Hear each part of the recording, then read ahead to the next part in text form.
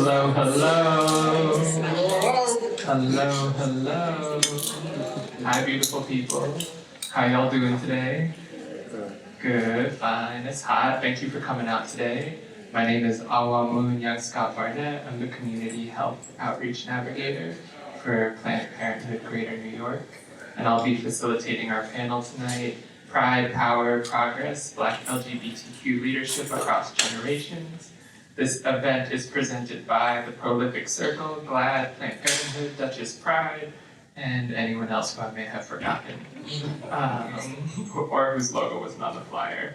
Tonight is a once-in-a-lifetime moment because it is so rare that we would have such integrity and liberation across the panel of such beautiful Black folks in Hye Park, New York, which is feels like a random place to have this event. So this is probably we may have the cops called on us. Literally, things may change tonight in this area. On this panel tonight, we have 6 wonderful people. Next to me, we have Keith St. John. Keith is a trailblazing attorney, public servant, and civil leader who made history in 1989 as the first openly gay Black person elected to public office in the United States, serving 2 terms on the Albany Common Council. He completed his undergraduate studies at Yale and Vassar and pursued graduate work in public policy at Harvard Kennedy School and Duke University's Institute of Public Policy Sciences and Public Affairs. He earned his JD from Cornell Law School in 1985. Over the decades, Keith has advanced through public defense general counsel for the New York State Commission of Ethics and remains as deeply active in civic and faith-based leadership across the Capital Region. Let's give it up for Keith.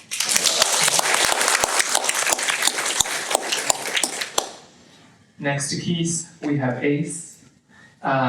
Ace is a seasoned community organizer with a decade of experience leading civil mobilization, advocacy, and public affairs initiative, a fierce advocate of BIPOC and gender-expansive communities. Ace has built strategic partnerships across sectors, collaborating with government agencies, elected officials, and grassroots organizers to expand access, equality, and equity. Ace is currently the Director of Organizing and Strategy for New York Immigration Coalition. So they are currently doing some of the most important work in our state as we're faced with endless fascism. Dr. Carla Smith, extraordinaire, has radically shifted, she didn't want an introduction, but has radically shifted how we think about Black, gay, lesbian, queer, and trans life in New York State and globally. And while she didn't want an introduction, I just want to highlight that Dr. Smith holds a doctorate in education with a dissertation focused on shelter across barriers for transgender survivors of intimate partner violence. And I think this is extremely important because in an era where trans people are removed from studies, from government billboards, from all sorts of data centers, that this work that has been done by Dr. Smith is revolutionary in its own right, in its past, its present, and its future. So I just want to give it up for her. And on our left, sorry, I started to talk with a Southern accent.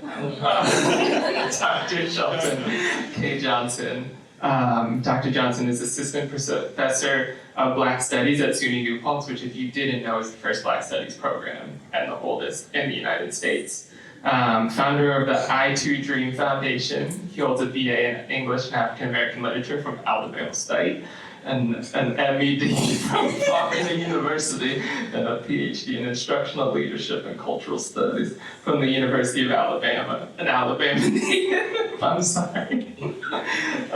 Visionary scholar, his research explores intersections of race, gender, sexuality, and education, particularly with rural Southern communities. Again, a number of things that I could keep going on to, but just appreciate you being here. Can we give it up for Dr. Shelton? next to Dr. Johnson is Reverend Andre Cortez Gilford Jr.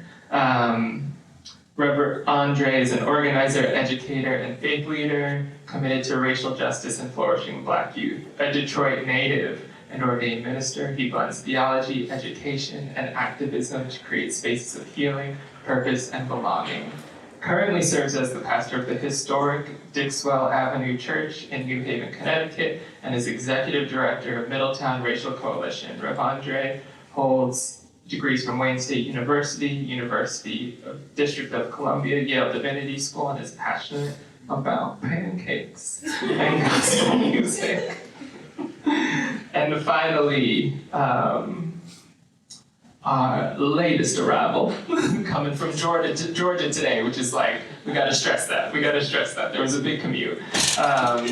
Dashan is a celebrated leader, cultural curator, award-winning advocate, and published researcher with over a decade of experience in program development and health communications. As Senior Director of Communications of Color and Media at GLAAD, he oversees more than $25 million in grants, leading innovative initiatives, signature events, and impactful programming. His work has been featured in Vanity Fair, Hollywood Reporter, Forbes, Flex, Billboard Flex.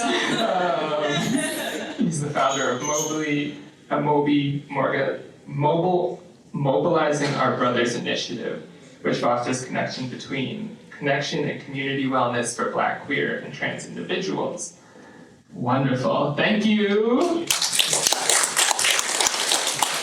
All right, y'all, it's a pleasure to be here. And yeah, grateful for all of you for showing up today.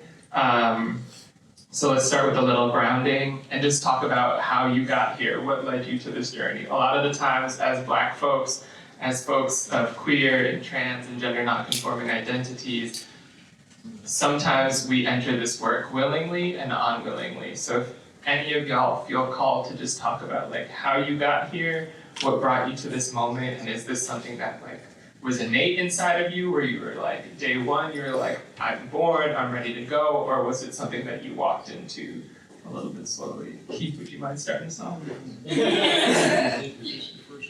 This, I think so. I would say so. I'm gonna be right up front, y'all. I'm OG, old school, old gangster. So, I don't have stuff written on my tablet, but I'm gonna have to resort to paper notes. Wow. I'll tell you about it later. It used to be a big thing.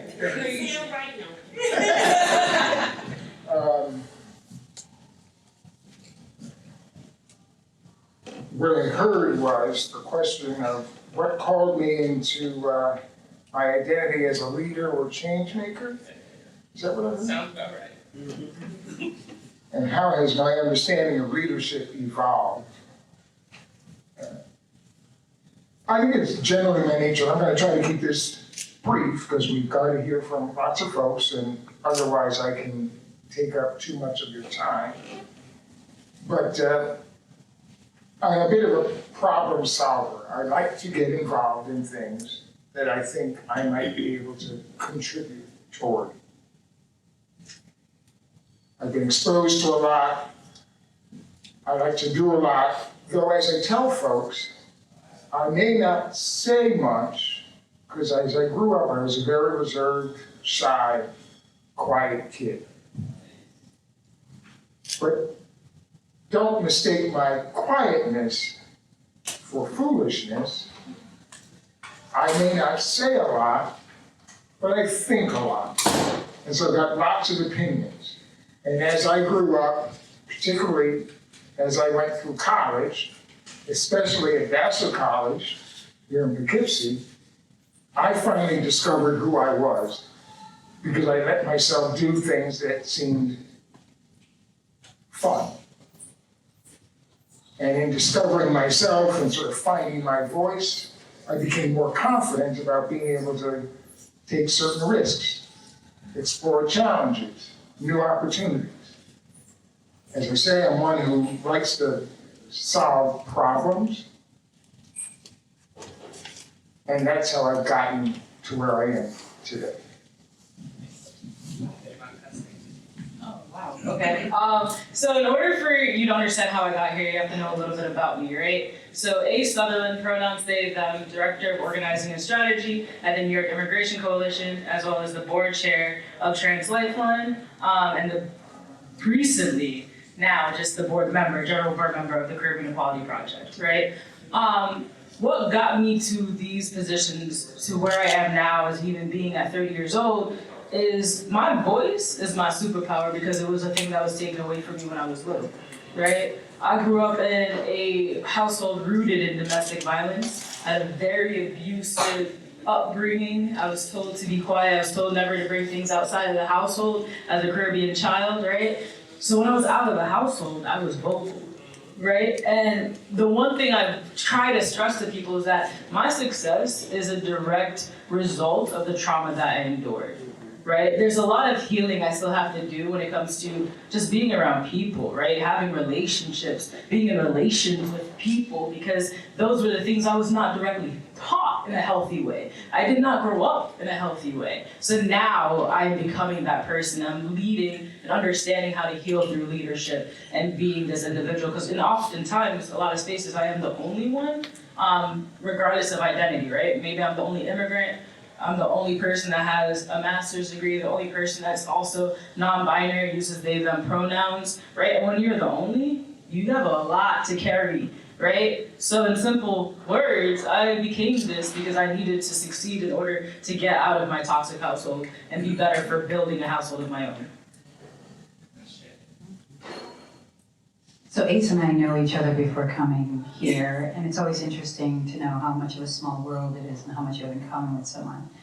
I also grew up in a domestic violence household and took a long time to recover from what I had witnessed as a child. I entered leadership not looking for title, but looking for service. I grew up with a grandmother from Birmingham who literally kept a plate, an open plate, and a pot on the stove at the table for anybody who needed it. And I mean anybody, and you could walk into her house respectfully, as you know from having older grandmas from the South who believed in discipline, but who also believed in love and caring and unconditional support. And so I grew up with that and learned about service from her work and what it meant. And I've had no other career but nonprofit. I immediately went to the nonprofit sector, wanting to give people an opportunity to be at the table. I have the privilege at this point, and I use she and her pronouns. I have the privilege at this point in my career to be the CEO of the LGBT Center in New York City. I'm the first Black leader there in its 40-year history. I feel and the third to sit at the table. And so I feel very privileged to be in that role, but I also feel the responsibility. So leadership to me is not about being at the head, it's about making sure that other voices are at the table, especially those that are not traditionally allowed to be there. And there have been many tables I have not been allowed to be at, right? And so while I am not looking for a title, I use the title to give me the privilege to bring other people to the table now and to say the things that people don't necessarily want to hear, but are necessary to say to make changes so that those that come after me can have the opportunity to be successful in the resources that they need to move the center to a place that I want to see it go, as a place that's affirming and welcoming to every single person who needs our services. Can I just ask a question real quick?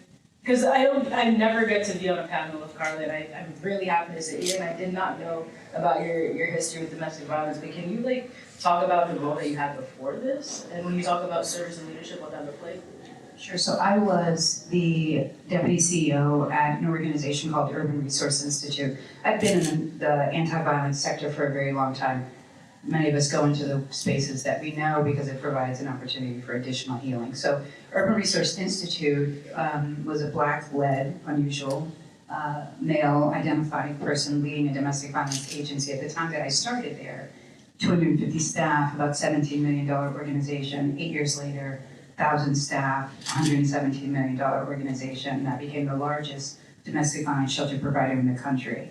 I had an influence in that development of that programming and worked hard to create spaces for singles, specifically LGBTQ identified individuals, so that understanding the research that I did while I was at the Anti-Violence Project, where I studied access barriers for transgender identified individuals who were victims, who couldn't get into shelter, number one, because there weren't enough beds available, and then when they did get in, the experience was horrible, right? So nobody wanted to go there, so you ended up staying in an abusive relationship instead of getting the help and support you needed. So I wanted to do something different. I wanted to create space, to create community, and to create competence so that people knew how to serve. And so that's the work that I did. That's the place that I intend to take the center, to increase our ability to provide housing at some point. That is part of the reason that I'm there. My goal is to develop housing that is inclusive, that is welcoming, that meets the needs of our community because it's such a huge need. Thank you. Would you mind answering the question? If you need to repeat it.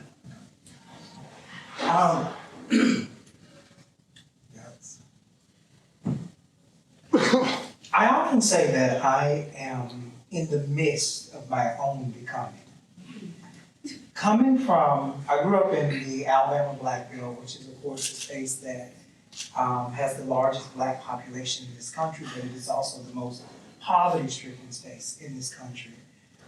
It used to be one of the most wealthy, most politically savvy spaces in this country. And in that, what I saw around me were things that I didn't necessarily want for myself. And then later on down the line, my great-grandmother, who's, of course, she's still alive, I learned the story of her first husband, who committed suicide in 1961 so that she could draw the insurance money to take care of his children.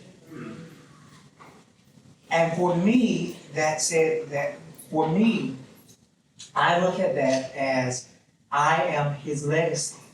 Looking at, and sometimes people feel some type of way when I say this, but looking at the number of men in my family that bothered not to fulfill what it is that he wanted. And looking at the investment that my great-grandmother made in me so that I could go after whatever it was that I wanted. I am only where I am today because of 4 Black women. Only. And so in doing this work, it wasn't you just arrived there all of a sudden, you're in the, the Alabama Black Belt and you're talking about, oh, gay people, this, it didn't happen like that. It would never happen like that. I always knew I wanted to do this work. I started out in public education as an English teacher, but it was in pursuing a PhD that it gave me the opportunity. And so I started out with this really, really broad study on looking at introspection and Albert Bandura's theory of self-efficacy. And I was going to slide in there a focus on gay people and see how that would go. And so one of my committee members, she was like, why are you running from the study that you want to do? And I played it off, acted as if I didn't know. And then they allowed me to go through perspectives 1, perspectives 2, and they're literally tearing apart what I'm getting ready to propose as a study. And they say, okay, go back to the drawing board. There's something in the literature that is missing, and you need to identify that. And I'm like, okay, here we go. I go back to the drawing board. I pick up this book from one of the committee members. He sends it to me. The book is Sweet Tea, and Black Gay Men in the South. And in this book, if you open it, you're going to finish it. You're going to start and finish in the same day. That's just the way it works. And I did not see Black gay men that are coming from certain parts of the South. And I did not see the author, who did a phenomenal job, actually analyze individual stories to say to the world, this is what's happening, this is what's going on. And so essentially what I felt was I did not see myself in his 560-page book. And so I then began to develop this study that looks specifically at Black, gay, and queer men in the Black Belt region of Alabama.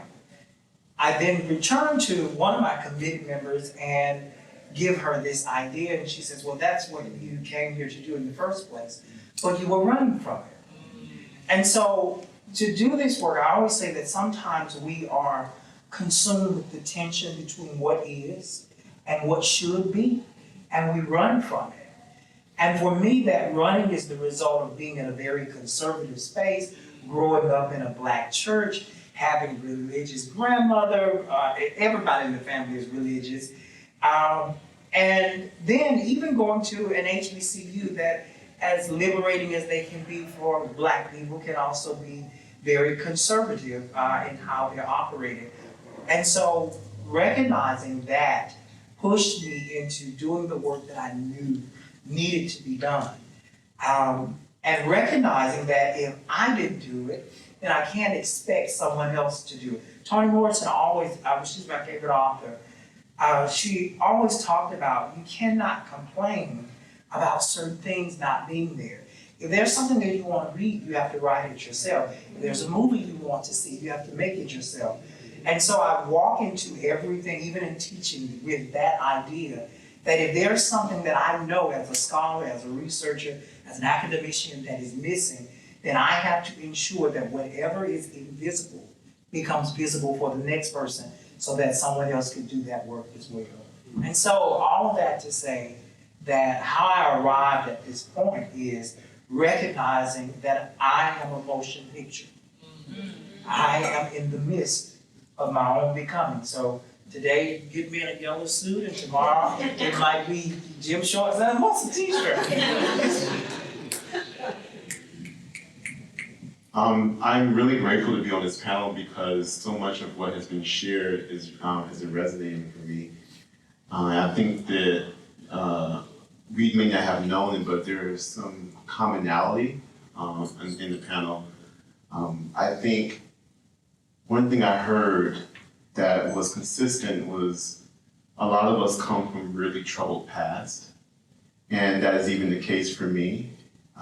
As you heard, I am a pastor who is openly queer. I do racial justice work in Connecticut, and also I'm an educator. But how do I get there? There was no crystal stair, as Langston Hughes would say. There was no direct path. My life started with the drama of being left behind by my father, who was incarcerated at the age of 8. I was 8 years old. That would be funny, right? I was 8 years old, and I saw my father get arrested and taken to jail, and he was there for 7 years of my life. So that was probably the earliest point where my heart was broken. And I didn't know it then, but him getting arrested and taken to jail and shipped all over the country was a direct result of the crime bill of 1996. And so I remember being so angry at that experience, cried myself to sleep every night for 2 years. I wanted to change that. On top of this is while I'm being teased and bullied and harassed for being different. I was smart, I talked proper, I went to school with my uniform pants with a crease in it. And so I was teased as gay and, faggot and all the things, on top of also being a church boy. So in the midst of all these turmoils and the isolation and the loneliness of being left behind by my father against my father's will and against my own will, and also being teased, my respite was God. Because the church will often say that God will never leave you nor forsake you. Right? God will never leave you comfortless. And for me, as a person who was being left behind, who was not being comforted, I held and I clung to that narrative. I clung to the scriptures. I clung to what I was hearing about God. And even as I was going through my development and coming to my queerness, it still was my place of refuge, God. Even when the church became an unsafe place for me, God continued to be a place of refuge. And eventually, of course, I left the church and I had to find my own way. But yet God continued to be a refuge for me. And eventually I heard something from God saying, I'm calling you to create space for the people that had the same experience as you, who experienced the isolation, who experienced the oppression, who experienced the loneliness. I'm calling you to be a voice in the wilderness for those people. And it was in hearing that while I was in college, I was particularly at Morehouse College at the time, hearing that call, Park right there, because this is the door. hearing that call challenged me to go back to the place that had caused me harm. And to speak out and say, no, this is not right.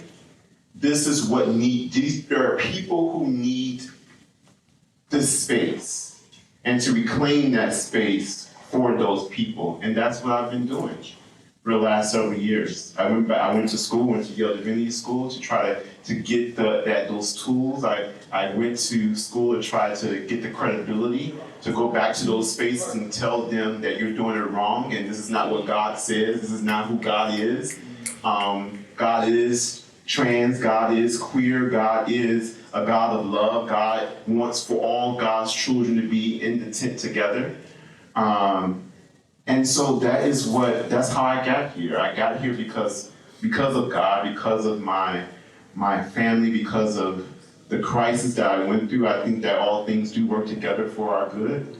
And while I went through so many crises in my life, all those things created the foundation for me to have a ministry and to have a voice that would create space for those who have been left behind.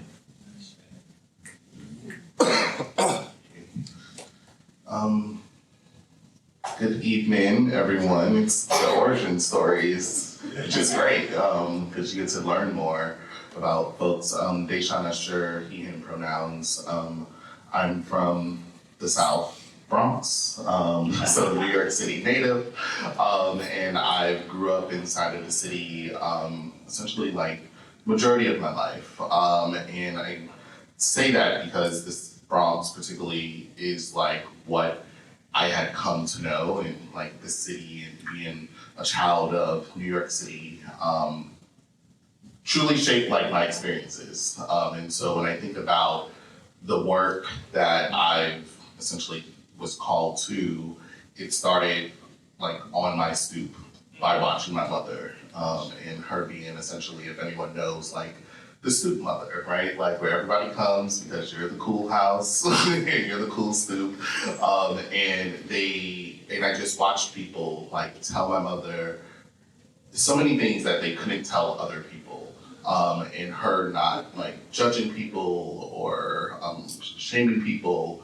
And it was something that I admired and looked up to, but then also realized the hardships of, as you can imagine, also growing up in New York City, right? And so my mother always wanted to be a social worker. And one day she went back to school and did it while also working at JCPenney and having 3 kids.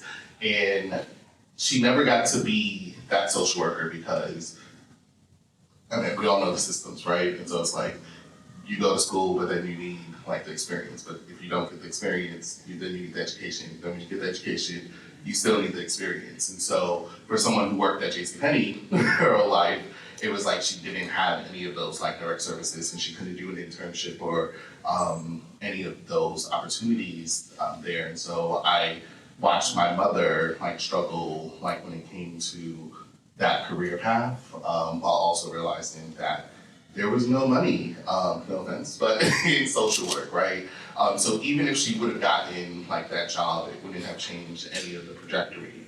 But my mother was a giver, and so I remember she had quit her job to take care of my grandmother, which was her mother, because she had breast cancer, and it was like the sacrifices that she did.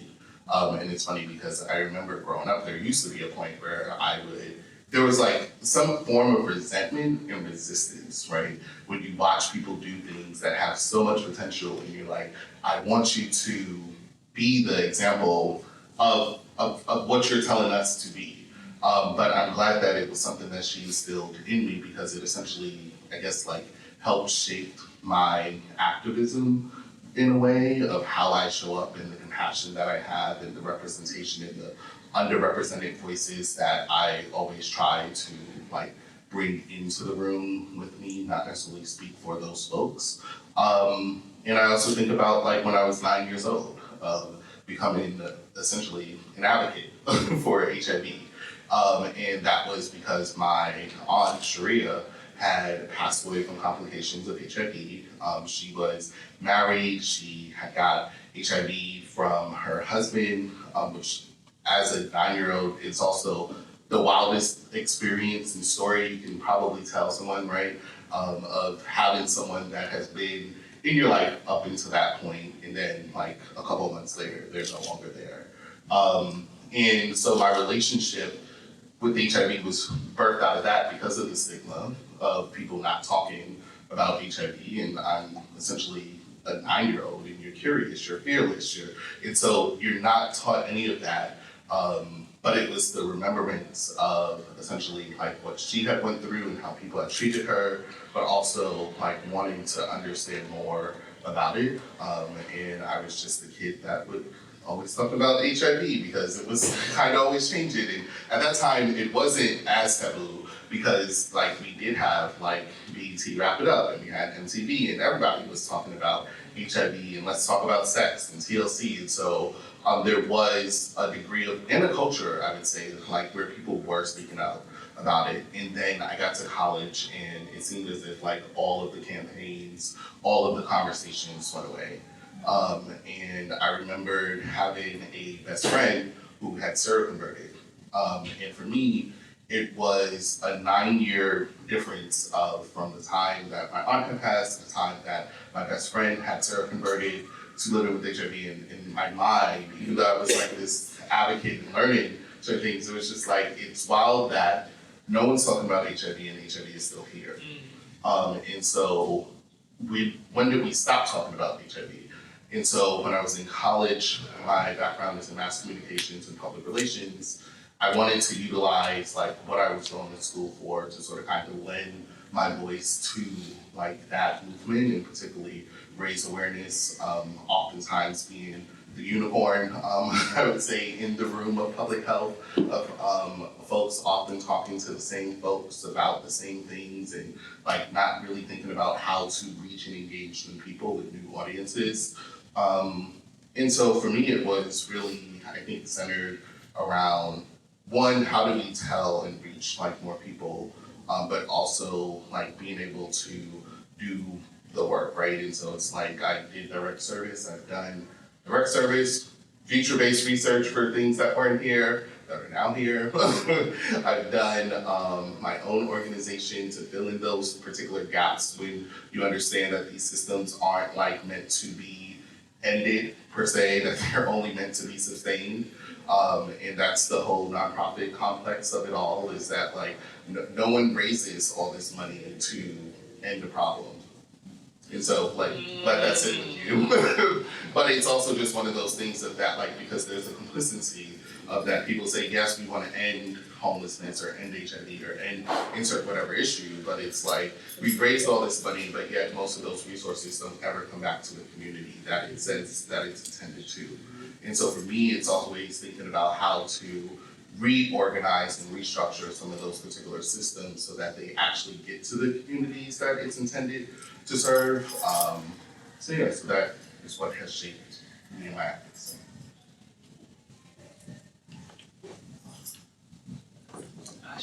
Ashe. Thank you everyone for those incredible answers. I have one request. Because all I'm doing is hearing folks, and I'd like to be able to see them. So, this is my nature. So would you mind going all the way back so that we can form a little V? Yeah. Problem solver. Exactly. Yes.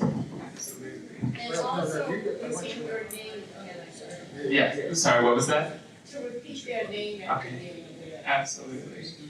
Okay, Thank you for indulging. alright. Are y'all good in the back? Are we good? Perfect. Okay. Is the camera still good? Do we have to change anything? We're good? Okay, wonderful. Thank you. Yes. Thank you. See, an icon. I appreciate that. Wow, these were all incredible answers. And as I was listening, I'm reminded about not only the intersections, but the complexities of how we do this work and what we bring into the spaces we work in every day, right? It's not that we are just advocates, but we are also the people who need these services and who are impacted by these services. So I'm deeply grateful for y'all providing a little bit information about how you got here and like what makes you, like what that connective tissue that sits behind us is. And as we sit here tonight across generations and movements, you've talked a little bit about the lessons or some things that you carry with you, going back to the places of birth, the sounds and the tastes and the smells of these locations. But I'm curious, and you can, this could be one person or it could be present or past or future, someone you may not have interacted with, but are there ancestors or elders who you carry with you, whose work you bring along with you with the intention of for me, every room I step into, my grandmother's with me, but you wouldn't know that. But I try and instill her lessons upon every young person who I build with. So do y'all have either an ancestor or a movement period or just like any sort of thing bringing from a past legacy into your present legacy and like what you hope to instill upon the future generations? Does anyone feel called to answer that?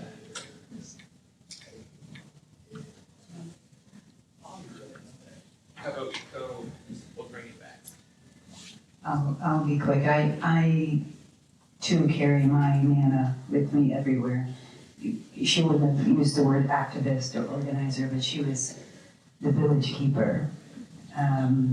She was there for every child in the neighborhood and every person. And she didn't have a stoop, we had a porch. She sat on the porch in her rocking chair and was the light. And so I carry her with me. What she taught me, I grew up with a Caucasian mother from Canada and a black father from Birmingham, a very unusual couple back in the 60s.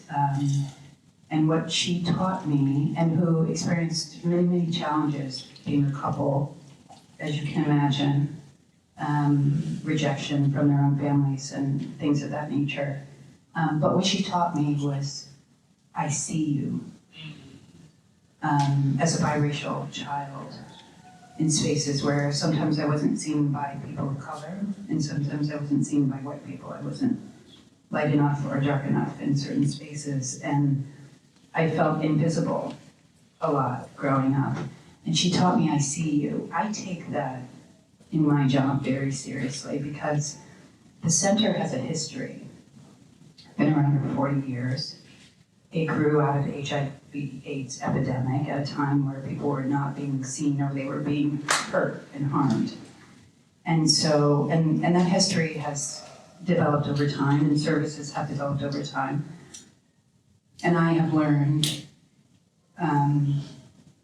that the center needs to continue to work to see people who look like me and people who look differently than me, to see every person. And so my job every day when I go to the center is to make sure people feel seen and heard. And that's why I feel like that's the sort of strength that she has given me, the opportunity, what it meant to be seen by her. I appreciate this question. I'm gonna be honest, I was gonna lie to you. Right? I was gonna come up with some response and like have it sound so cool, but I'm gonna be completely frank, I don't have any ancestors that I walk with.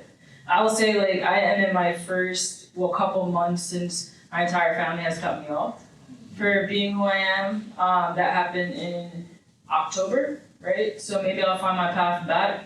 And I hope that I do, but right now I don't walk with them. Because now is the time that I needed them the most and they're not there.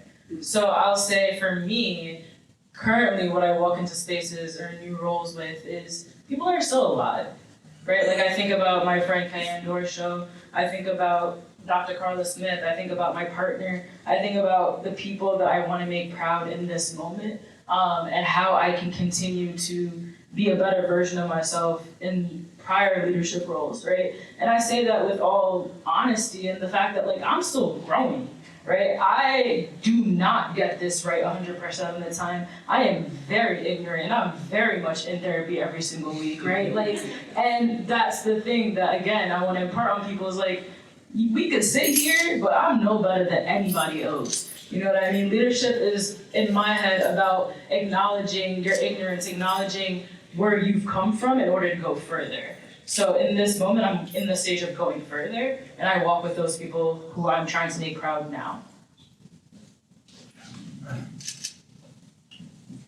All right, so help me here. Because I'm going to try to explain something. And it's going to be tough.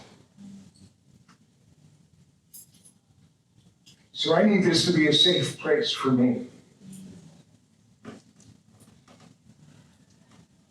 It's a paradox, if I've used that word correctly.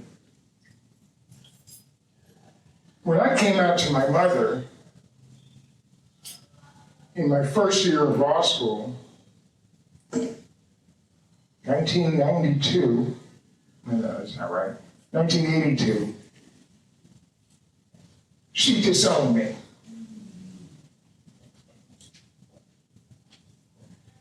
Because for me to be, and she couldn't utter the word gay, but for me to be a homosexual went against everything that she had tried to teach me. I was raised in the church. What would people think?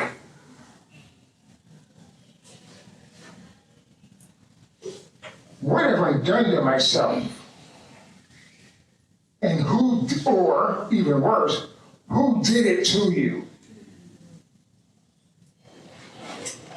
The paradox, though, is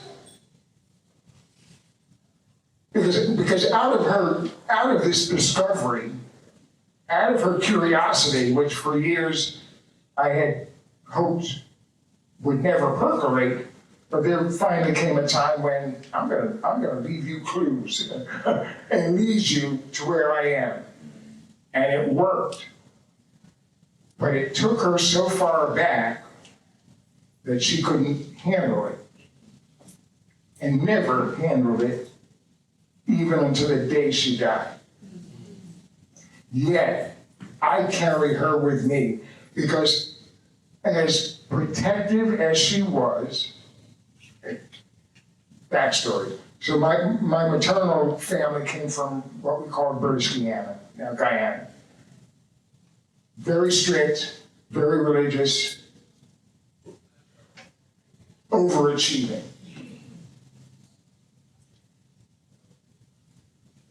So she was very protective because she wanted her two twins to succeed and overcome the prejudices in life. And for me to now reveal to her that I was homosexual was as if all of her upbringing and effort was for naught. And as I say, she disowned me.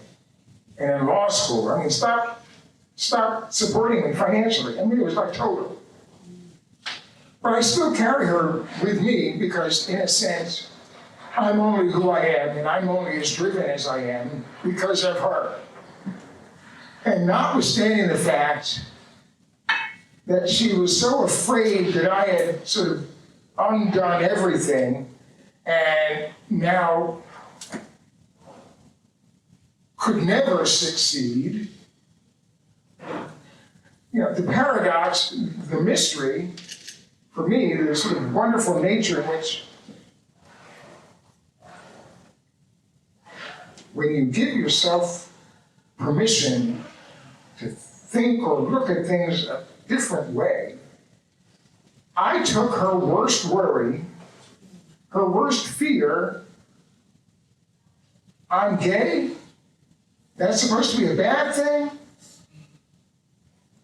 God bless me, because it was because I was gay that I'm a great thing.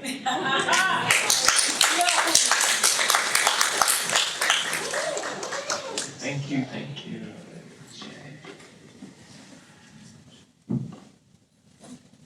For me, there are quite a few people that I carry with me in most spaces, and I'll tell you a little bit about four of them.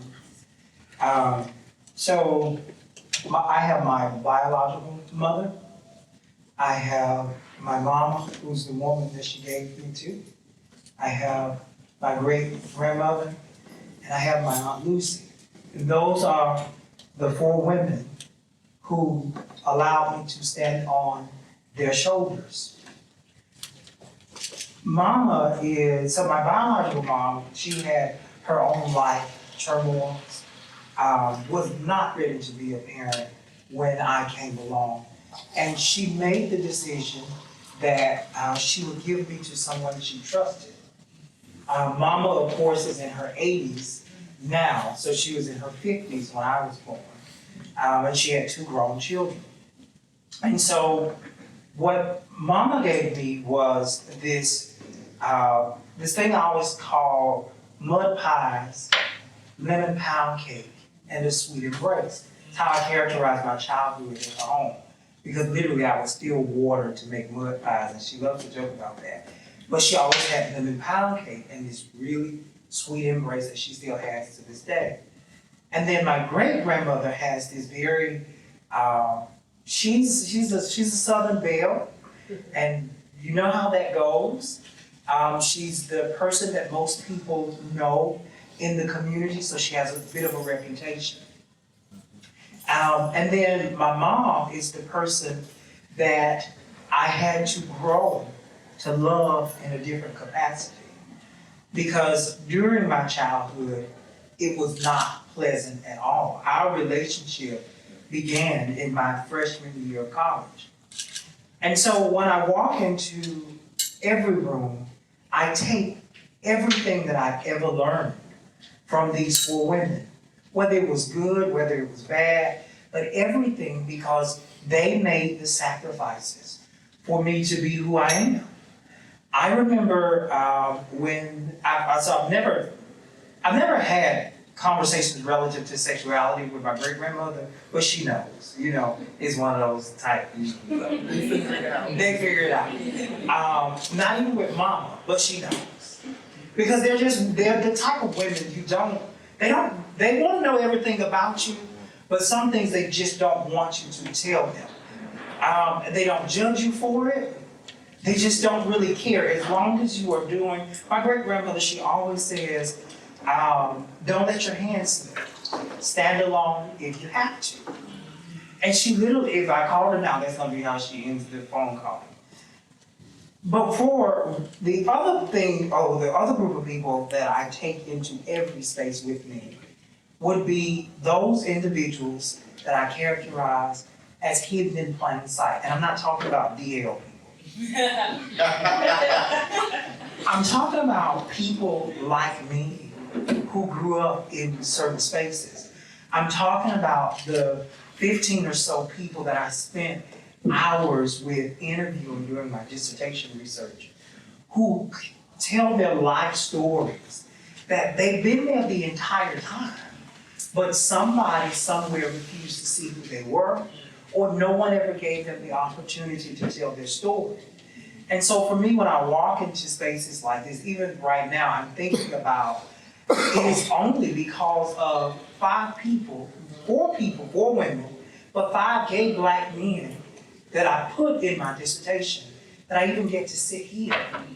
It is because I was willing to make my own declaration, because for me, when I put my dissertation title is Southern Genocide Walk, an intrinsic portraiture study on black, gay, and queer being in the Black Belt of Alabama. And so for me, it was saying that if you ever wanted to know if I was gay, here's your answer. And so being able to have that platform, have this platform, only comes because of that dissertation work.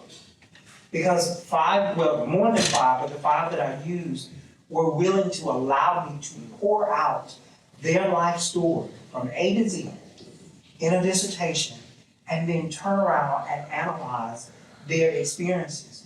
And so they're not ancestors. They are living, breathing people. People that want you to know who they are, people that have feelings, people, the oldest participant in my study, I don't call them participants, I call them storytellers. But the oldest person, he will be 80 this year. At the time of my research, he was 76, somewhere along in there. But they allow me to have these opportunities. And so I'm forever grateful for the women that made every sacrifice so that, as I always say, this little black boy from the Black Belt could finish a PhD at one of the most racist institutions in the South at 28 years old. They allowed me to do that. So those 4 women, the 5 people that are in my dissertation work, and then also everybody that I believe is hidden in plain sight.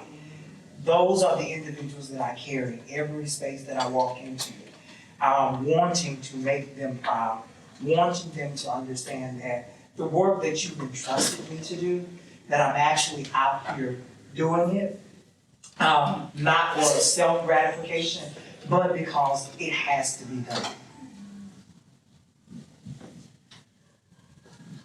So I would start by saying that as a queer boy growing up in the church, I felt as though I really didn't have any role models per se, because, I mean, you didn't heard of people who were queer in church, but it wasn't really clear that was the case. It was just like rumblings of that. So I didn't identify with anyone in particular that held, and I struggled to find individuals early on who held all the intersections of my identity. So I ended up gravitating towards pieces of my identity and kind of like pulling together a kind of hodgepodge of role models and people to model my life after. And it became Martin King and Malcolm X and Rosa Parks and all those kinds of things. But then, as I grew older and started to come into my own, I started to see that the people that I needed in my life were already there. I just wasn't paying attention. It was my grandmother, who was actually pro-Black before I even had that language of being pro-Black, who was actually giving me a library of books, introducing me to concepts like, anti-blackness, introducing me to concepts of Black power and Jesus is Black. She used to say that Jesus is Black because in the Bible, if he came from David, David had hair of rule, so he had to have been Black. And also being introduced to individuals who later on, at least in high school, introduced individuals that were Black and queer, but also serving in ministry openly. Individuals like Reverend Dr. Roland Stringfellow, who is pastor of a church, Affirming Church, opened an Affirming Church in Detroit. Reverend Dr. Brandon Crowley, who became a very good friend of mine while I was at Morehouse College. All these people started to kind of reveal themselves, and again, they're not ancestors, but these are individuals who kind of became angels for me to direct me toward what God has called me to be, and to really help open up the floodgates of what is possible for me to be able to do the work that I feel I've been called to do. Thank you. So I think for me, it's a combination of my family, but my immediate family particularly, that I bring into the room because I'm the baby of the family, and so I'm also a Virgo. That will say some things, but it also just lets you know that I wanted to be nothing like them growing up. And so I wanted to be my own person, my own individual. And there was one point I remember I had a conversation with my mother about not wanting to be like my immediate family, but particularly remembering how much alike we are, right? And how that resistance shows up in me. And so it's my mother's care, it's my father's hustle, it's my sister's wiseness, it's my brother's swag. It's those things that used to be but then you realize that those are gifts and gems that stayed with you, that honestly prepare you for the world. And when I think about when I didn't necessarily come out to my brother. He asked me when I was in college, and he was the first person in my immediate family that, it also was the last person I thought that I would tell that I was gay, and he was just so accepting, and it just totally shifted the paradigm of this man that I had admired my whole life, that was a player, and did all these stereotypical cis straight man. But it's just one of those things where I was yeah, he'll probably be the last person that I'll have that conversation with. And when I think about again, just his care around who I am, who I was dating, and interest, not an acceptance of I see you, thanks, but it was wanting to have an actual conversation and be involved inside of my life and understand what that was going to, and so that really did shape my college years, and then having the conversation with my mother and my sister, to now I have a niece, and last year I was the Grand Marshal for New York City Pride, and it didn't feel real until it was that moment where I was essentially marching with my mother, my sister, and my niece. And it just felt, the title of the Grand Marshal didn't matter. The purpose of the parade didn't matter, because it's still a march, but it was just to know that my niece is now seeing what acceptance looks like. And that she gets to tell that story, and she gets to be a part of that next generation of acceptance and understanding, and having an actual, the relevancy of how queer people have shaped her life. And so I've been fortunate because of my advocacy to, I think we all have, I'll say, I'll just assume, but it's we get to travel, we get to go to places, but what we leave behind is our families. And that's often why, I've been for the past couple of years just have been more intentionally of bringing them along with me into these rooms and thanking them, because while we're here, we're missing somebody's birthday, we're missing somebody's like graduation, we're missing somebody's softball game, we're missing so much to show up inside of like these spaces and often to do this work. And so I'm just super grateful for that foundation of family, both chosen and that were pre-selected. And so I'm super fortunate for that. Can I add something?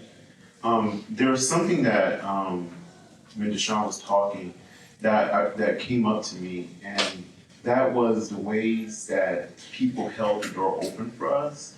And I must admit that a major reason why I am in the leadership that I am in is because of someone seeing a gift in me and holding the door open. And saying, you know, and really kind of like guarding me to operate in the gifts that I had.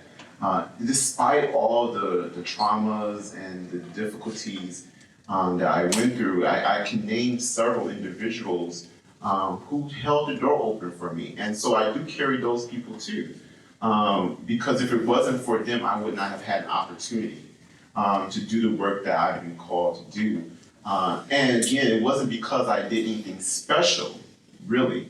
It wasn't because I worked harder. It was because I had a community, right? I had chosen family, I had my family, I had friends, I had mentors who said, okay, I see you, Andre, I see you, your gifts, I see your skills. How about you go come in? Why don't you come in the door and do the thing that you have been called to do? I hear your voice, or I don't hear your voice. I need you to speak up because you have a voice, you have something to say, you have something to do. And so that I want to name that those individuals I do carry with me also. Ashe, thank you. Those are all such beautiful answers. I don't know, I'm just deeply moved as I sit here with y'all, because I think it's so rare that we get to expand on the depths of Blackness in this capacity, right? Because we are not just forced to sit in the box of like being the Black person in the room, right? We are Black people from multiple diasporas who have different lineages, who are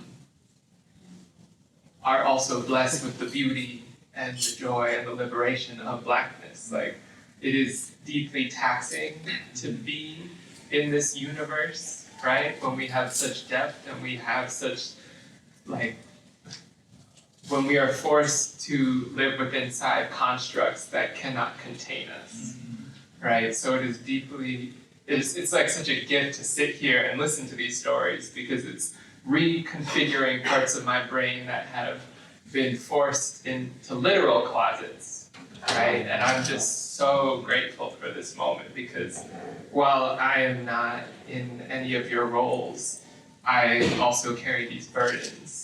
And I've also had these conversations with my parents and my grandparents and my community members. So I'm just deeply blessed to be sitting in the waves of your struggles and your liberations.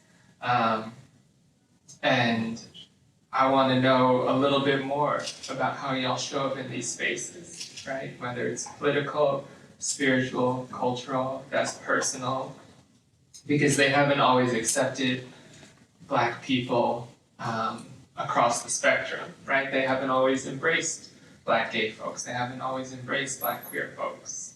They always haven't embraced Black lesbians, right? So how do you protect your peace while showing up and doing this work?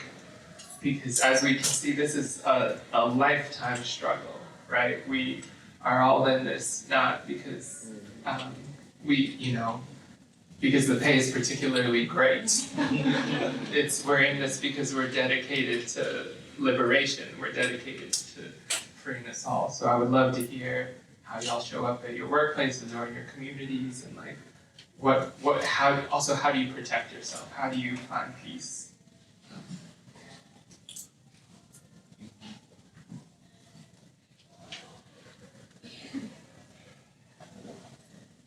I think you don't necessarily find peace in this work.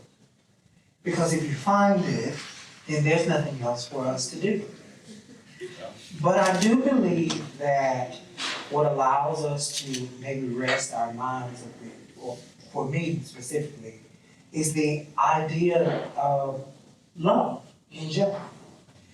I used to tell my students that love does not make the world spin around. That's some type of science. Don't ask me about it.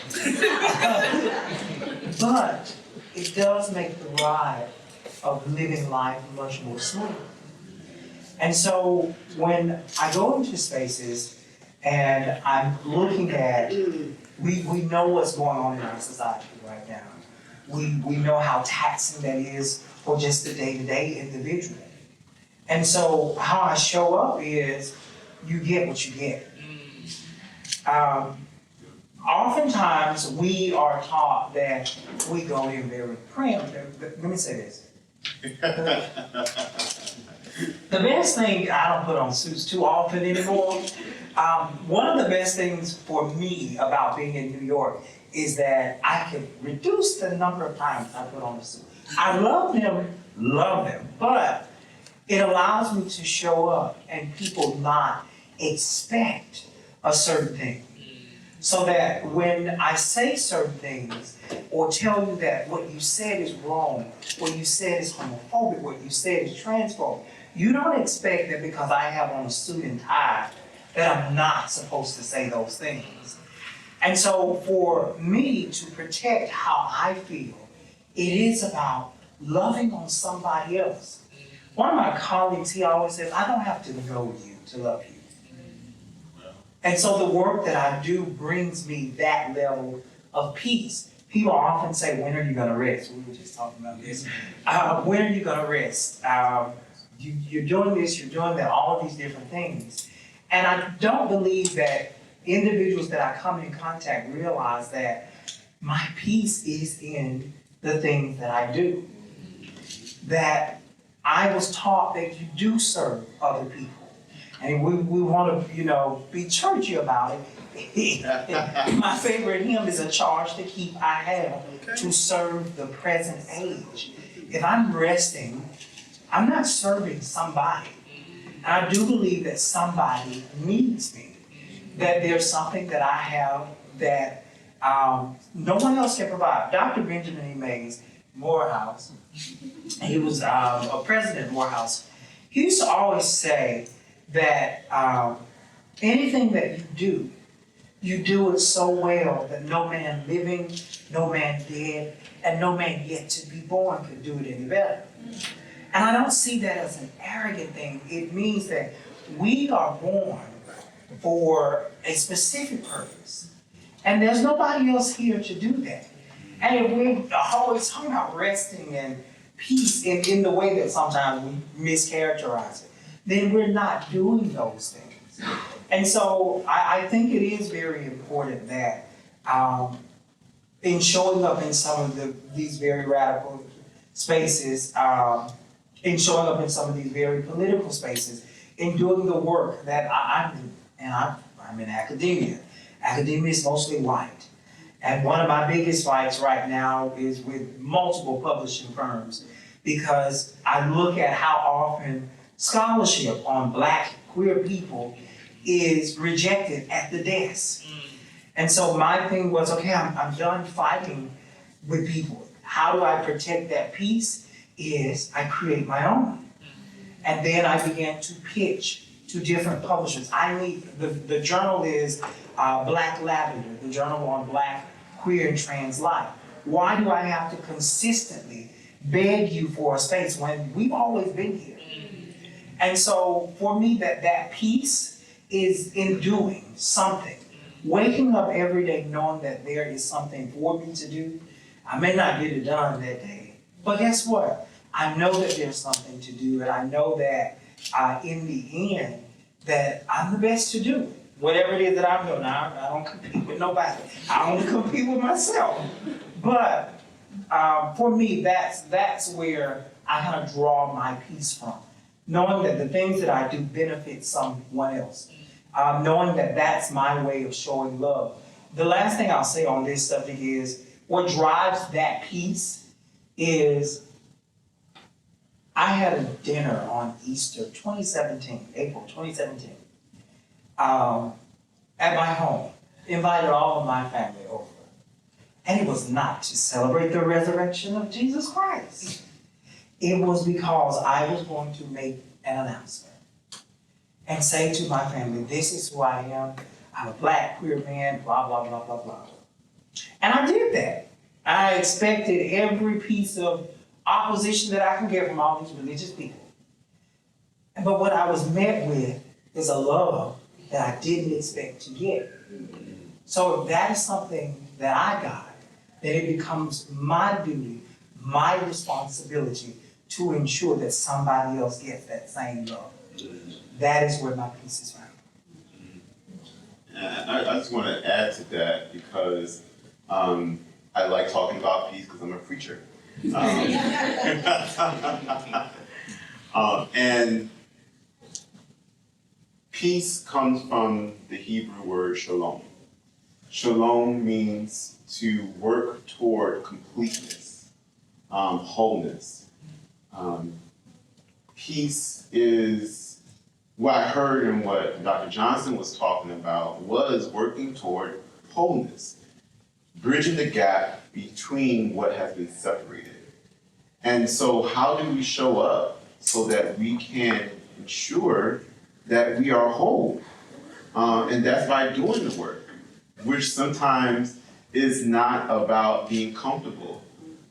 It's about leaning into the hard thing, leaning into the hard conversation, doing the thing that you are scared of. Of course, I'm going to be churchy and say, Jesus said to the disciples when he was going to meet them in the upper room after he had been resurrected, he said, do not be afraid, peace be with you. Peace I leave with you. Be whole, be complete. That's what I believe peace is about. It's working. So I show up. I show up for my people, I show up for my church, I show up for my family. And it's in showing up that I gain peace. I show up for myself. It's in showing up for myself that I gain peace. It's in looking at some of the things that I need to work on that I gain peace. It's by doing the things that I know I've been called to do, even though sometimes those things are difficult, that I can have peace. And it's even more important for me that I show up, because if I don't, I really discount and neglect myself. If I don't show up for what I've been called to do or for what I feel is my purpose, then I'm neglecting myself. I'm not allowing myself to be the fullness of myself. So it doesn't always, sometimes me getting peace actually tells me to get out the house and go and do the thing that I'm afraid of. Sometimes me going and having peace means, going and talking to someone because I still hold the scars of being harassed and abused and teased in school. But sometimes having peace means, going and talking to someone and being connected with them, right? And doing something that even my fear may prevent me from doing. So yes, how do I show up? I show up seeking connection with myself, healing the parts of myself that have been distraught and harmed, and also being true to what I feel I've been called to do, and continuously choosing that as I lead this life.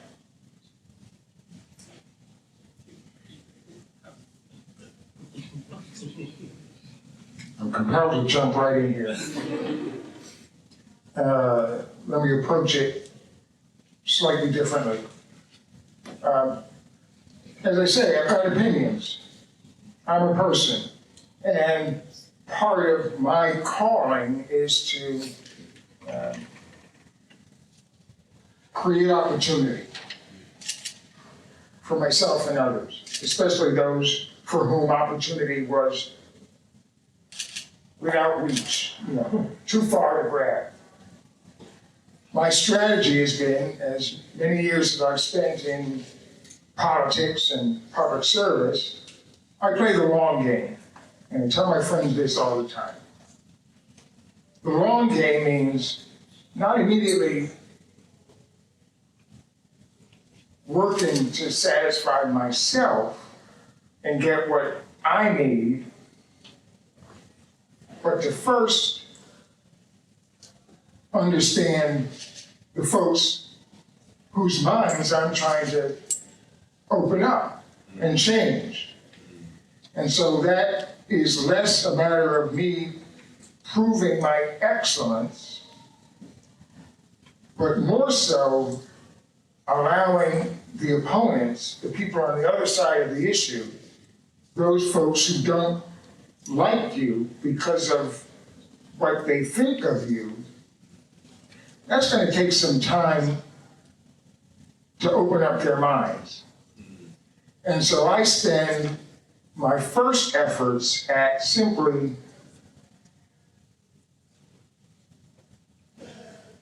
allowing you to find out who I really am. Because so much of people's fear, I find, or hatred or dislike, is because they simply don't know. And out of that ignorance comes fear. So let me spend some time allowing you to get to know me. So I find it very important, whether I'm on a city council arguing for the expansion of civil rights protections for gays and lesbians and transgender, and I'm going to group back, pardon me, I hope not to offend anybody, but I'm just going to say queer, because I like that all-inclusive, I think, term. And I'm going to claim it. The Republicans love to put flags on their door, on their doors, on their houses, and they think they're the only ones who can be patriotic. No, I don't cede anything to anybody. So I'm going to claim the word queer. I don't find it offensive. But if I'm going to try to get you to be as comfortable with that term as I am, first, I need to disarm you or get you to feel that I'm not the threat. So that will take time, and that does take time. And my point here is I want to at least share with you what I found effective, as you also, I mean, you're not here just to listen to us, but hopefully you want to take something away. I find the more time I spend simply demonstrably trying to understand you so that you can understand me. So let's whether it's this first gathering or several gatherings, several meetings over a month, over a year. It's important for them, because they won't get there otherwise, I don't think. It's important for them to first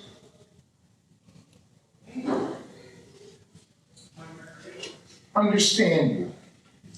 Through understanding, then will come, oh, okay, you're not what I thought you were. You're not what I've been told you are. So I find it critical to let folks simply relax and talk to each other and convince my opponents, my adversaries, that really there's more that we actually agree on. You've heard this before. There's more that we have in common than we have that separates us. So let's enjoy that. Let's talk about how we both like to do these things or how similar we are. Because that gets your opponents to realize, oh boy, have I been mistaken. I never saw it that way. So that's what I try to bring to my fight when I'm trying to get our points across, particularly for the last several years now. When I was told by the Episcopal Bishop of Albany, that it was nice for him to hear that I was at a point in my life where I was finally willing to answer the phone that had been ringing for years and years and years, thinking that I might want to pursue ordained ministry. I wasn't going to go there because I was taught to believe we don't have space for you. So when I finally gathered the courage, because it occurred to me, too many things are happening. People tell me I need to do this. People see it in me. I get so excited when I talk about it. Maybe I ought to finally sort of pick up the phone. It's been ringing for years and say, okay, God, I'm ready. So I tell my bishop that I'm really now at a place where I'm giving myself permission to do what I've always sort of really wanted to do for all these years. And the bishop tells me, oh, that sounds great, but we've got a problem. Oh? And it was literally that word. Oh, great to hear that, but we've got a problem.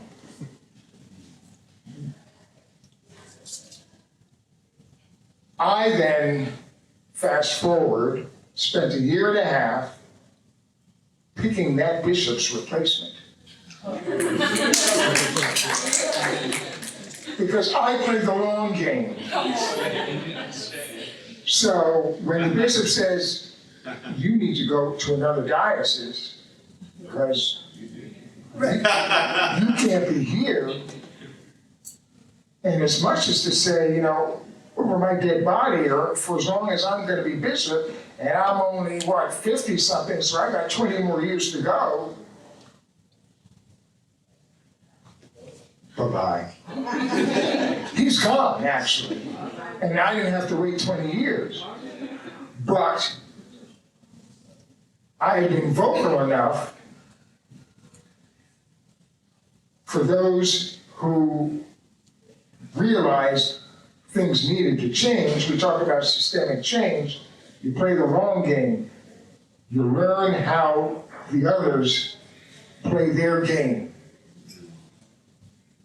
And then you just play it better.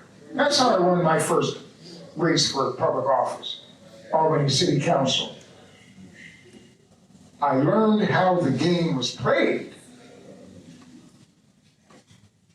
And then I just played it better. I worked harder at it. And that got people's attention. Ordained ministry is not for you? All right. Several years later, I'm on the search committee for a new bishop. And it took months for folks to get to know each other. As I say, an important element in this process, y'all, get to know each other first. Because then after you get to know each other, you'll get to like each other. And if you don't like each other, you don't listen to each other. And what we want to do is be seen and be heard, right? So don't think that you're going to be heard just because you speak. Because if the other person is not listening, you better preach. Then they're not hearing you. So take the time. Forget the political agenda. Forget your mission. And understand that first comes some common understanding. Whatever it is that's not threatening, that's what you focus on early on. So that when folks start to like each other, and realize, oh, you ain't that bad after all, no matter what they say about you. then you've got something to work with. And then they turn that prejudice, that ignorance around, and they respect you. They respect you because you didn't give up, because you were patient and understanding and dogged on your terms. Because again, you figure out their game and then you play it better.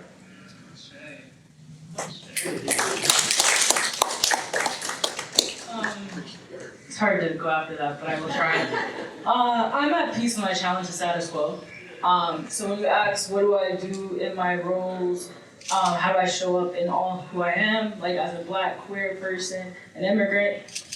I think about my experiences like at Planned Parenthood Greater New York, where I was the organizing manager for downstate, and I'm talking about trans rights, right? I'm talking about things that typically I assume going into PPGNY, you wouldn't talk about if it wasn't bodily autonomy, right? But we were having conversations about gender justice, right? Or when I worked at the center, and the center has historically been a white institution, that's how we see it in community, and I'm able to bring up a support group that's for BIPOC, TGNC folks, right? And we're having those conversations. Or now at New York Immigration Coalition, where unfortunately most times people associate that we just do a lot of organizing with Spanish-speaking brown people, right? Okay, now we're having conversations about Haitians, right? Because a lot of people don't know what has been going on in that culture, right? A lot of people know what we want to know, what we've been privy to, which is what happens to a lot of brown Spanish-speaking people. So challenging the status quo is when I'm at peace, because I am there to always ruffle someone's mind as a Virgo, right? I'm never happy just being there. I try to shift people from being routine to impactful. Right, so when we do legislative advocacy, for example, New York for All, shout outs to that, we were having conversations, right? I reached out to Black Alliance for Just Immigration, Baji, and said, yo, why aren't Black people showing up for New York for All? Oh, Black people aren't tapped. Where are the research points of how New York for All aligns with the Black community? Are you saying Black people aren't immigrants? Because I'm confused, right? So having strategic conversations to move us forward. And when you ask, what do I do to step away from it all? There are a couple of things. And I need to break in order to know what it was like to be broken and need that level of peace, right? And when I broke, and when I do break, or when I do need to step away, I play a lot of Fortnite. I'm like a little boy, I'm not even gonna lie to you. Get me on my gaming PC and you won't hear from me, right? Shout outs to my partner, Amara, for always allowing me to even game. And my other part of that piece that I attain is hanging out with my partner, right? You were talking about love. And I don't think love is just in the form of romantic intimacy. It's in the form of just being able to connect to people and have conversations, right? And my partner is more than just a romantic partner. They're my best friend. So being able to have dynamic conversations like the one we're having here, right? I'm at peace when I'm learning some shit. I'm at peace when I'm challenging some shit. I'm at peace when I'm growing and I'm healing, right? This panel right now has healed so much of me, right? So that's why I show up in this work, is because this work, quite frankly, is how I heal through community. You talking about your mom, it hit me when you said, yo, she didn't have the opportunity to accept you because she passed. I went, damn, what if my mom passes tomorrow? What happens then? Now I'm humbling myself wow, this woman came to this country, and because of her, I am here, right? And because of her ignorance around my sexuality, I now make money to be who I am, right? And you're talking about grandparents and stuff, and I'm like, yo, wow. I'm not giving homage, I'm not giving praise to the right people because I'm still rolling in my ignorance, right? So thank you for healing me. Thank you, Jonathan, wherever you're at, for even inviting me. I don't know what blessed them to invite me to this, but I'm at peace when I challenge the status quo. I'm at peace when I'm growing, and I'm at peace when I'm in community. I didn't know I was coming to church. But I'm definitely thankful. 2 or 3 are together. Yeah, I'm thankful, and so I feel so blessed to be here. especially in this moment, given how hard the last 100+ days have been for our community and for many, many other communities. I'm at peace like this. I'm at peace in a job that I started a little over a year ago, being able to dress like me, being able to show up like me.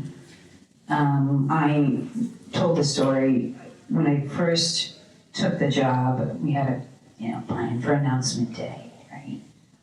Pull out the black lady at the center and let's show what this means, right? It was a big step, it was a big deal. And I was diving into it and accepting that role and the weight that comes with that role. It's a 40-year history organization. I'm really excited about it. I was traveling to work and took the train, and I got off the train on 14th Street and started walking and turned the corner on 13th Street and looked up and saw the flag outside the center. I started to cry. I called my wife, who was my partner at the time, honestly, sitting here. That's part of my piece. And I was like, I gotta get myself together. I was like, I'm just Lucille, and I'm losing my shit right now. I was like, I'm crying because I felt so emotional about walking into a space where I could be all of me, as opposed to just being part of me. And the weight that came off my shoulders, knowing that I was gonna have an opportunity to make that someone else's experience in that space and outside of that space. So I'm at peace being me. I've never felt more visible and comfortable in my identity, my sexual orientation. I mean, this job is, you are out, right? And so, I was out, right? I was out. But I said in the interview process to my partner at the time, I said, yo, we need to watch some video, because when I got the job offer, I was like, I don't know if I should take it. I was like, should I take the job? I was like, we need to have, I was like, this is out. I was like, this is not like out. This is like out. Like, this is public. Like, this is press. This is the largest center on the East Coast, right? This is not me being out. This is we, right? I literally called up my mama. I said, listen, this is it, right? There is no, you have your feelings. You keep hope alive, but it ain't happening. I am a lesbian. I know you keep hoping for something else, but I'm a lesbian. She loves my partner. But I was like, this is out. I'm gonna be in the press. Get ready. And we sat down and we watched the video, and I was like, you ready? But there's so much peace in it, right? I'm an introvert. I don't like doing all the stuff I have to do, but I do it because that's what I gotta do, right? To make sure we have the resources. But there's so much peace in being yourself, your whole self. I will never walk into a space not being me, and I will not apologize for who I am or how I show up, whether you like it or not. And I know my presence makes some people uncomfortable, and I acknowledge it. I'm like, it must be really different to be in space like that, right? And so and that's important to say, right? But in doing that, I'm showing someone else what is possible. I had a young Black staff member come to me on that opening day, knock on the door. They had me behind the closed door, and they said, I just wanted to see you. I wanted to see someone who looked like me. That was so powerful. So I know stepping out there and all of this, in whatever way I present myself on whatever day, gives somebody else permission to know that what's possible and to be themselves. And so that to me is what gives me peace.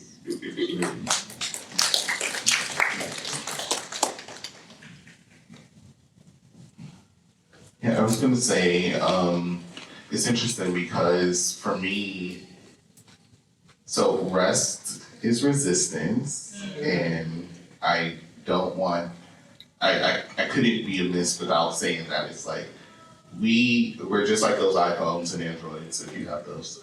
But like you need to be recharged, right? And so like you can't run on E.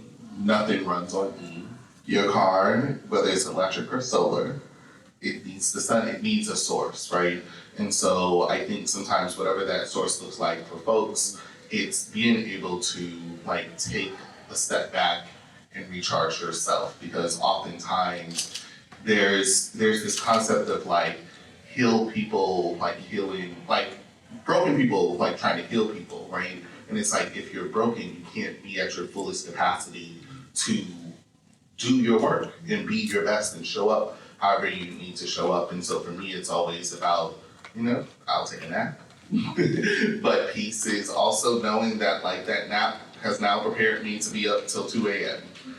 That nap has prepared me to like go to this event. This nap has prepared me. And so it's like, even if it's moments, again, of like whatever that rest is, or those moments to just like, again, find peace in yourself. And sometimes when I say nap, it literally is just sitting here disconnected, right? It's a nap from the world. It's not always like I'm gonna go to sleep and wake up with a timer. But it is just like being able to just like refuel and recharge myself. And I remember there is a beauty in showing up to work as like your full self, because prior to GLAD, despite how white folks think it is, there's an even whiter organization that I worked for before that, another national organization that I literally, even though it was like queer, well, LGBTQ, it was more so of like every time I walked into that building, I had to check my Blackness. And it was the wildest, like literally feeling as if like you're in some type of, I was gonna say a shit show, excuse me, but it's like we had chapters across the country, and in Atlanta, it was an all-white chapter. Ooh, that's crazy. And I was like, now how the hell in Atlanta you couldn't find any Black queer people in okay, that's wild. But in Wichita, it was mixed. And so I think it just spoke to like that organization's like embedded anti-Blackness, but then also like coming across materials that was produced by that same organization that literally had like children like calling each other the N-word, so that like they could feel like what being othered was, which is wild. And so, yeah, that was my last straw of where I was like, I gotta go. It's like, because it's one of those things of like, yes, you can show up, yes, you can be passionate, but if it's taken and taxing from you and it's not depositing like enough to like, again, fuel you to keep going, don't put yourself in. You don't have to be that sacrificial lamb. There will be somebody else that will take that job, and they did. but it's like one of those things of that. I was glad at the point where I saw the role for the position that I had at GLAD, because it actually named like communities of color. And particularly, I was like, and when I got there, I told them about themselves. So I was like, community of color is still anti-Black, because everything else inside the job description said Black, Black, Black, Black, Black, Black.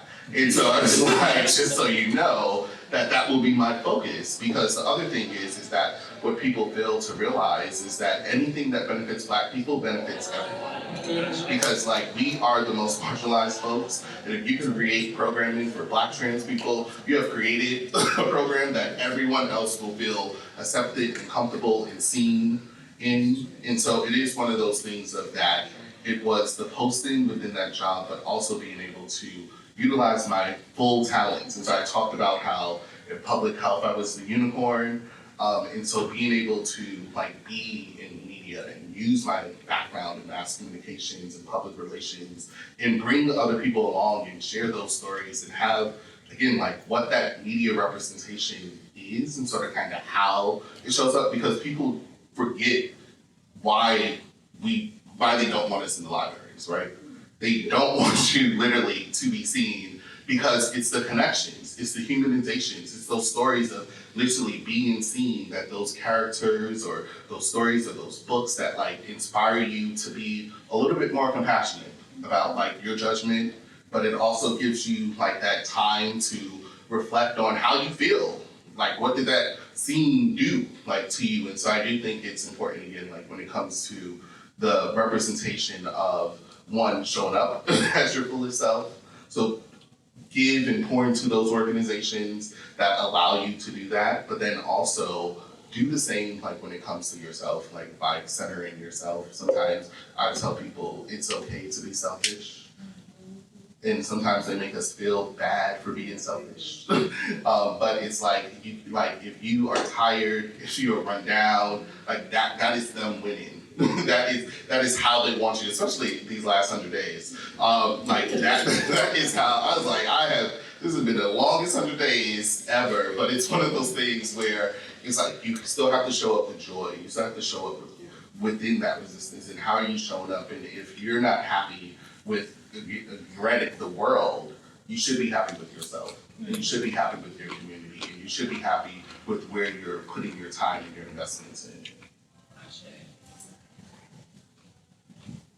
All right, y'all, this is the final question. We're rounding off. I gotta get to bed, but I've appreciated this conversation deeply. So I think it's just like, a lot has been covered, but as we have the first 100 days or, I don't know, whatever, with the fascism that we're dealing with, right? I gotta name it. Yeah, I gotta name it. I can't.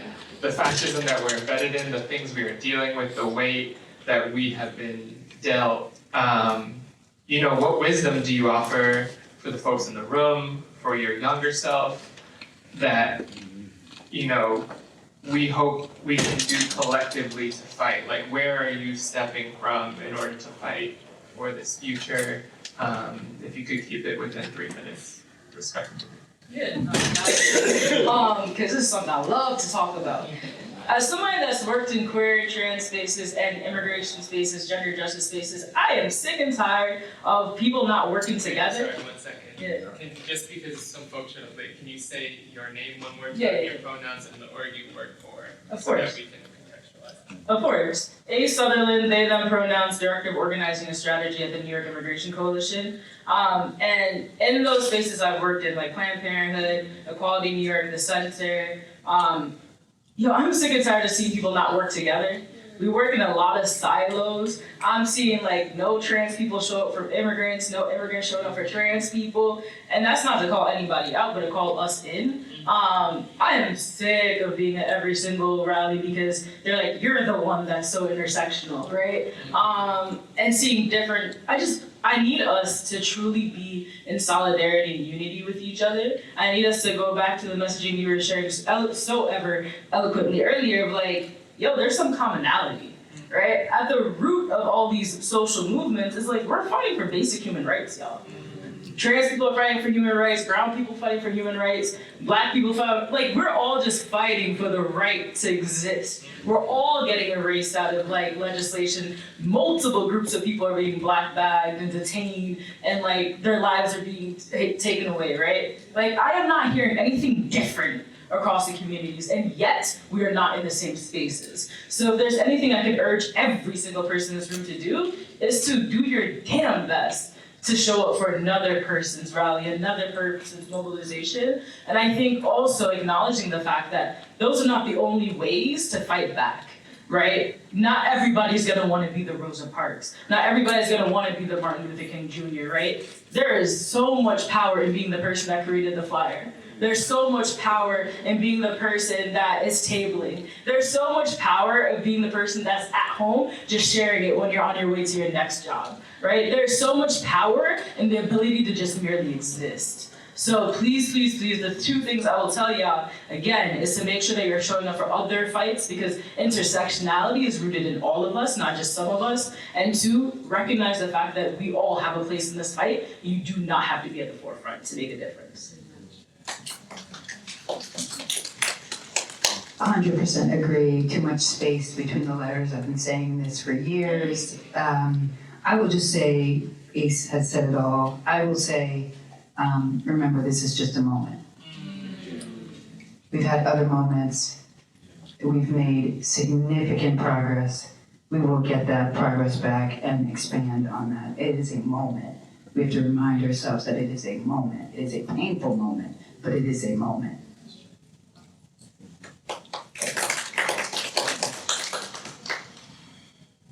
Ultimately, for me, what I hope you, what I want to say to you is to believe in yourselves. You can't convince others of a different way to act or think unless you're in a position, in a space, in a place, in a mindset where you're not running away from yourself, but you're really loving yourself and appreciating yourself. Because each of us, and really, I hope you believe it, each of us is a blessing. I'm going to boil it down to just a few words that I've prepared. Again, when I say be yourselves, be true to yourselves. You know, allow that. Give yourself permission, notwithstanding everything that you've heard about you from others who don't know you and understand you. Appreciate it, because it is God's gift. Don't cede it away. Claim it. Because you really have no other choice. You're it. Challenge yourself. You'd be amazed at what you can do if you give yourself permission to do it. And you won't find out about how much you can do if you don't put yourself in a position to try. So what I mean by that is confidence, self-confidence. Walk into a room and command it. Stand up, don't slouch. Make your presence be known. And again, it's about pride, right? No pun intended. But take pride and take ownership of yourselves, because each of you is here for a reason, right? To love and serve each other.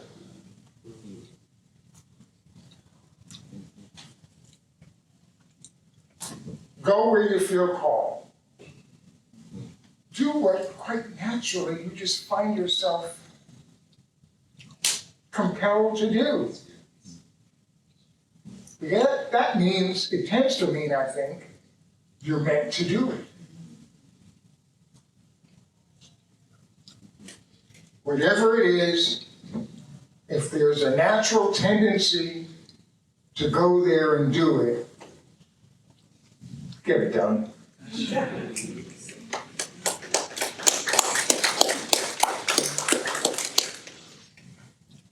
I'm Dr. Shelton K. Johnson, an assistant professor of Black Studies at SUNY New Paltz and the founder of the I2 Dream Foundation. The words of wisdom that I would pass in this moment is that you are each given one life. Given one life. Given. Which means that you must make a difference. And sometimes we believe that making a difference is something so big and so astronomical. And it's not always that. Sometimes it's your difference is you hugged somebody today, or you told somebody that you love them, or you fed the person that you saw holding that sign with the last dollar that you had, and then picked up the phone and called somebody and say, hey, can you give me some money to get something to eat? But you have to make a difference. To make a difference, you have to find the things that you love, the things that keep you up at night, the things that you want to do, because that's what your purpose is. So often, and we find, and I think that it happens to all of us, we find ourselves operating at a limited capacity because we're not operating within our purpose. And we, and especially Black queer folk, we are always doing things that we are supposed to be doing because somebody said that's what we're supposed to do. And we operate at very limited capacities. When we're doing that, we're not making a difference. We're doing what we have to do to get by. And I love to say this, we are in 2025, okay? We don't have to do anything to get by. You don't need anybody's permission. You don't need anybody's acceptance. When you know something has to be done differently, then you're the person that has to do it. Too often we wait and we wait on somebody else to do something when you already know what it is. When I began the I Too Dream Foundation, it is, of course, in its up and coming, however, route, whatever word we want to use. The idea that I had was, the title itself comes from a documentary that I did in undergrad, thinking about how people's dreams are too often derailed by circumstance. And then balancing that against my own life. It has not been a crystal stair. It is not. But I also recognize that in struggle, there were people along the way that were willing to nurture my dreams. And so my purpose is found in that nurturing. This idea that, and that's why the foundation is I Too Dream, me also. So the next person that I come in contact with knows that you also matter. That there is a difference there. I think it was County Color that came up with the poem, what do you do with a variation? I could have the author wrong, but I really relish in that. When we talk about differences, we're all talking about that here. We're all wanting to see things done differently. I'm so glad that you said this thing about operating separately, because I have a whole paper coming out at some point about the recent conversations among Black folk about about removing the T from LGBTQ, not recognizing that none of us would be here without trans women. Come on. So when we see those types of things, I know I can't wait on somebody else to say that this is some bullshit. I can't wait on that. I know that I have the power as a scholar to write this up in this old complex way. Y'all know how we do it. But to get it out there so that we can begin having the actual conversation that must be had. So in the one life that I have, I know that every day I am given an opportunity to make a difference. That doesn't mean to change something about my life, but somebody else's. So you have to do the exact same thing. We're all feeling this first 100 plus days, but I can guarantee you everybody is sitting up here has figured out what are they going to do differently. When they cut funding, everybody instantly figured out what do we do next. When they told us in higher education, we're removing diversity, equity, and inclusion, and some of the instructor professors, they're like, oh, that's so loud. Okay, we get a job anyway. What are you talking about? That doesn't mean that we give up. We just do something differently. And so every day we have that opportunity. And I want to be realistic about it. Just because we have that opportunity does not mean that we use it every day. Because we do get tired. We do, slack off here and there. But we also have the next day to do something differently. The last thing I'll say on this is the beauty about another beauty about coming to New York is that I had no other choice but to learn to do things differently. Because one, it influences how I show up at work. It influences how I write. I remember the very first paper that I wrote, it was relative to teaching white pre-service teachers about race. And this whole war that came about in my classroom, and I just so happened to be recording that day to be able to transcribe all of this that we researchers do or whatever. But I remember how safe I played it.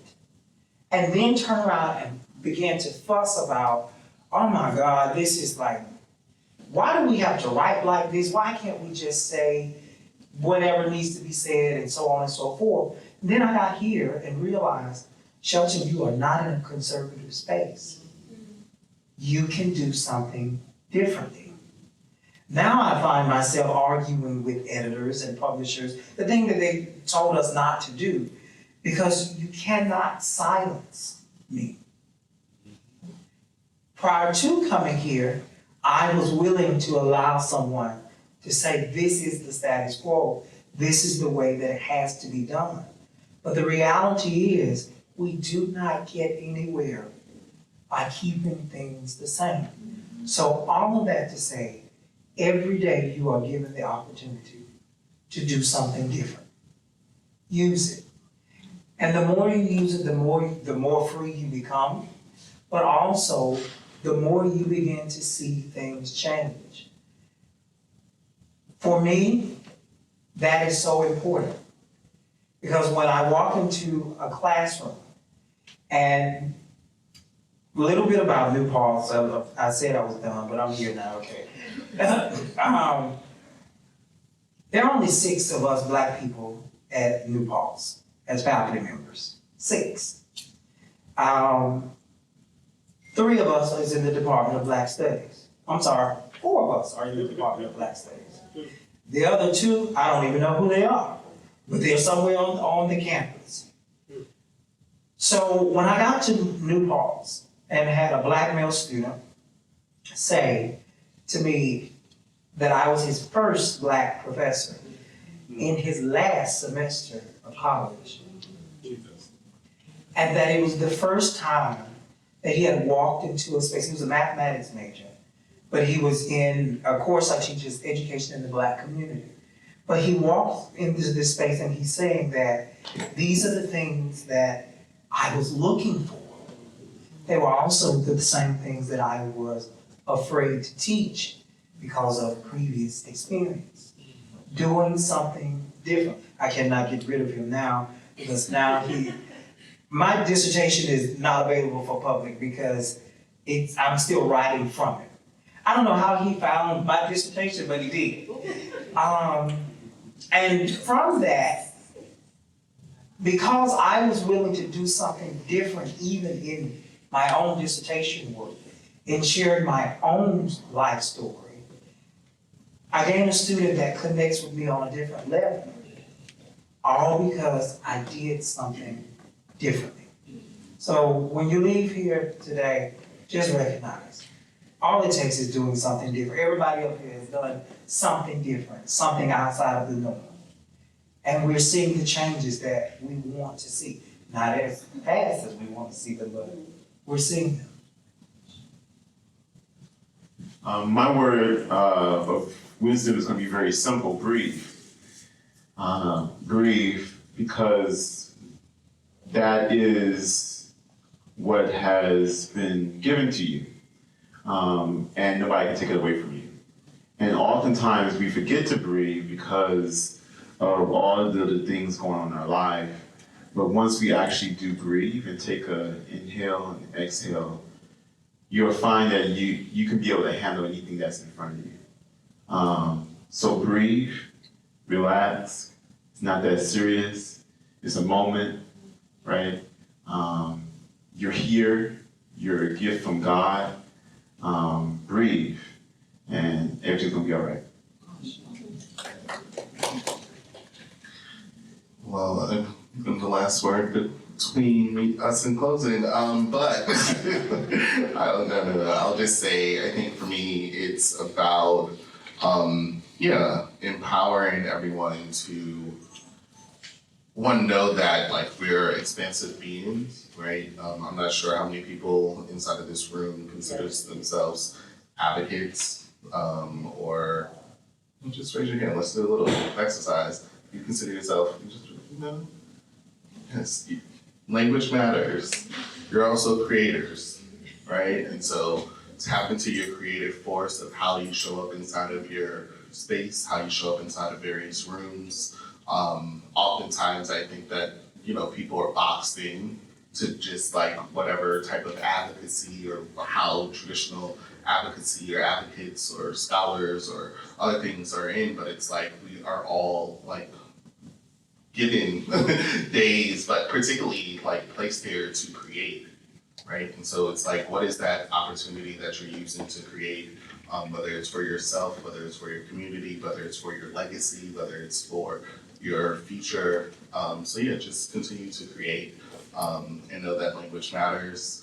DEI is not dead in the new language, again, around growth segments, because without Black people, without queer people, without like Latina people, like you have no companies. And so it just, again, the language of it's evolving, learn the playbooks, know like how they're, again, also everybody's playing from the same playbook.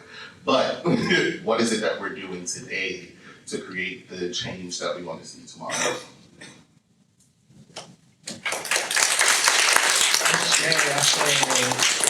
Thank you, everyone. Just to reiterate, we have Dr. Carla Smith, we have A. Sutherland, we have Keith St. John, we have Dr. Johnson, we have Rev. Andre Gilford, and we have Dashan. Usher. I just met everyone today. Thank you, everyone, for coming. Thank you, Jonathan. Thank you to the sponsors. We have food in the background. You can ask them questions. You can be curious. We have a Planned Parenthood table if you want an Alphabet Mafia flag. We have everything. Thanks for coming out tonight, y'all.